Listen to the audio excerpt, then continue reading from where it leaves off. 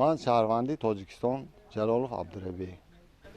Я гражданин Таджикистана Джалолов Абдураби, мне 42 года, и я очевидец всех конфликтов, происходящих здесь. Поблизости у меня был дом, который по требованию киргизов сравняли с землей. Я построил дом в этой стороне, и вот теперь новый конфликт. Не знаю, что делать. Этот конфликт возник не по нашей вине. Кыргызская сторона завезла гравий на дорогу. Примерно 5 военных Киргизии в гражданском пришли и начали очищать территорию дороги от сорняков. И хотели начать заливку бетона. Когда наши жители начали этому воспрепятствовать, киргизы устроили драку. Потом пришли около 200 или 300 военных из Киргизии. Они были вооружены, и мы спрятались в домах. Сын оставался на улице, и мы чудом забрали его домой. Потом на место конфликта прибыли наши военные. Вроде бы ситуация нормализовалась благодаря переговорам. Внезапно с западной стороны началась стрельба. Пострадала крыша моего дома, стекла разбиты, сгорело запасенное мной сено. Они оставят нас в покое. До каких пор это может продолжаться? Я не могу возвести вспомогательные постройки, они не разрешают. Если нам не позволено, то почему им можно? Это же, по сути, земля наша, но хозяйничают соседи. Раньше мы до тех снежных гор пасли скот.